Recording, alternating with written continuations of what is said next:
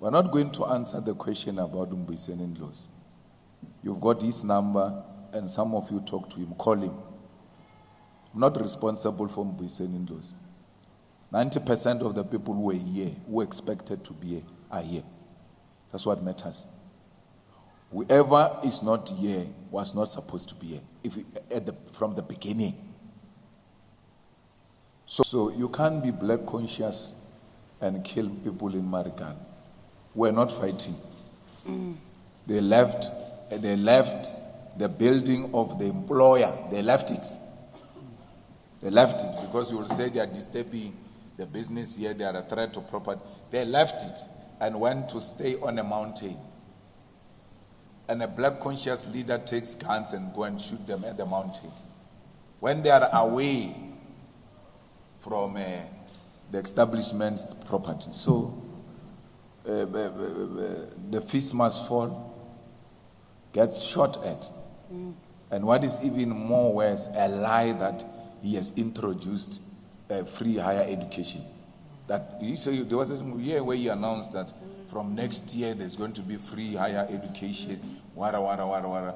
And then he left and there was nothing. He said that because he knew he was leaving anyway. It's not black consciousness to lie to black kids. It's not black consciousness. And there's nothing black consciousness about MK. Nothing.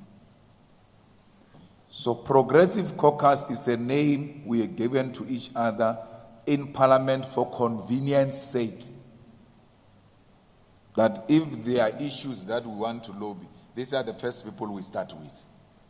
It doesn't stop us from lobbying the DA, it doesn't stop us from lobbying the ANC or whatever, but these ones we have agreed on primary program of land expropriation without compensation, all of that and all of that. And at the center of those things was the EFF drafting those things. So a progressive organization has to be left in orientation. It has to subscribe to Marx, Lenin, even if it doesn't subscribe to Fanon, but that's fine. But as the most basic, you have to align with the progressive international left. And not just by saying in rallies. It must be in your documents. It must be in your policy that this is where we stand. You don't say we are left because you are talking to EFF. When you go to talk to DA, you're saying we must never support the unconstitutionalist. You're referring to EFF. And you can't even point which position of the EFF is unconstitutional. We're not going to answer the question about Mbuyiseni Ndlozi. You've got his number, and some of you talk to him. Call him. I'm not responsible for Mbuyiseni Ndlozi. 90% of the people who were here, who expected to be here, are here. That's what matters. Whoever is not here was not supposed to be here from the beginning. So you are not going to reduce this organization to some individual. We're going to refuse that. We're going to refuse that. We gave a very long political report yesterday, like 80 pages. It didn't have such names. You are intellectually so inferior that you can't even engage with that document, and then you bring gossip. We must be monitoring movements of individuals. Why concern about one person over so many people who are here? As if he is the conference. As if he's not here, conference will not happen. It's going to happen, it's happening without him. He's not here. I heard people say he's here, he's doing this. He's not here. He's not here. And it's not our interest to entertain such nonsense. It's not our interest. We're dealing with political issues here, not egoism, not people who think they are bigger than this organization. It will show them once again that it's bigger than all of them.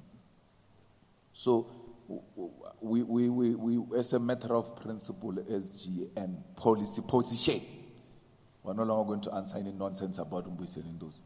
Never. When a journalist asks you that question, you must say, ask another question. You can be smarter than that. Ask something else. This matter is closed. You can talk about it amongst yourselves, but don't bring it to us. We are refusing that.